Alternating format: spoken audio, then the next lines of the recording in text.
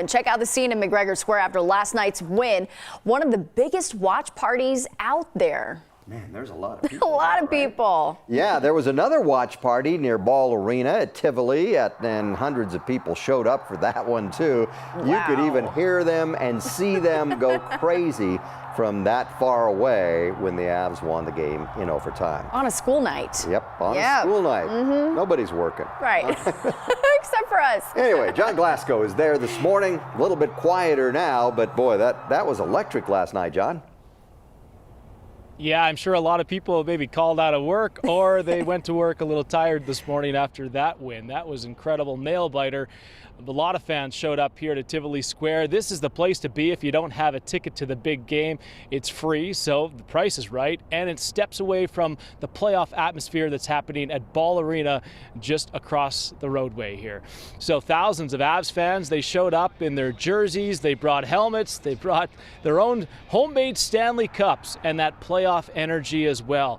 Just all kinds of excitement down here. Now, game one is in the books, and a lot of these fans are confident that this series is going to go the Avs' way. I think we're going to do good.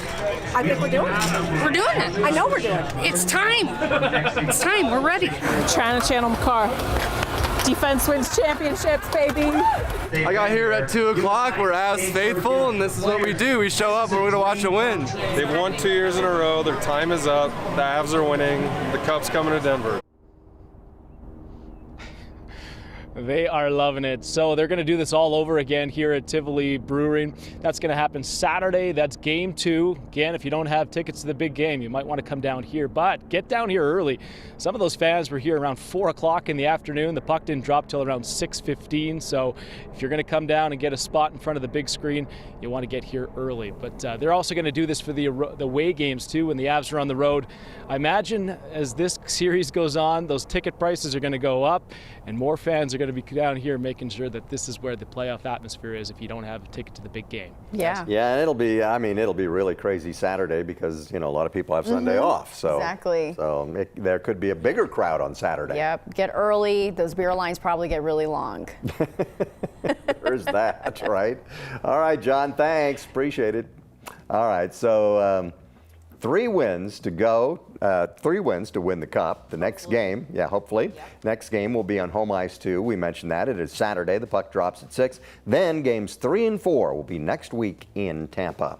We have lots more Avs coverage to come. Coming up at 6:30, sports reporter Scotty Gaines will join us in the studio with more highlights and post-game reaction. Jeffco Public Schools is working on a plan to close more schools. Allendale Elementary School closed last year, and Fitzmaurice Elementary closed at the end of the school year because of enrollment going down. It was a last-minute decision because fewer than 90 students were going to be enrolled next school year. The district has room for 96,000 students.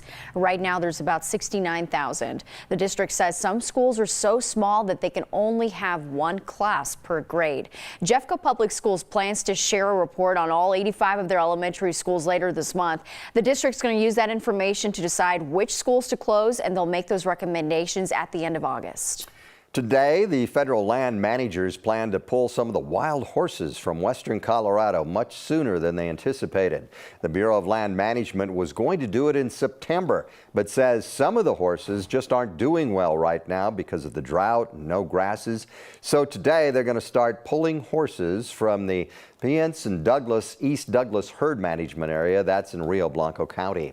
The horses will go to a holding facility in Utah for now. Their usual place is under quarantine because of a suspected equine flu outbreak that caused the death of about 145 wild horses.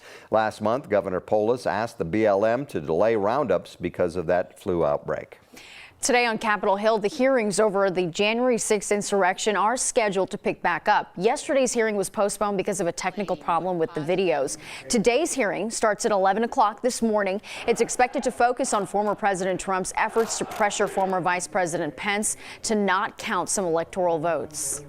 We could know by the end of the week whether kids as young as 6 months are going to be able to get vaccinated for COVID now. The CDC expected to make its decision on Saturday. Yesterday, the FAA advisors voted unanimously to recommend both Pfizer and Moderna's vaccines for kids between 6 months and 5 years old. The full FDA first has to sign off, though typically they do follow the committee's decision. Then it will be in the hands of the CDC.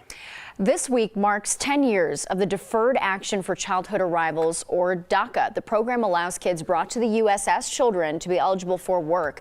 The latest data from U.S. Citizenship and Immigration Services shows that there are more than 600,000 active DACA recipients in the U.S. We talked to an MSU Denver grad who's also a DACA recipient. He now helps students at the university's Immigration Services program. He says DACA has helped him greatly.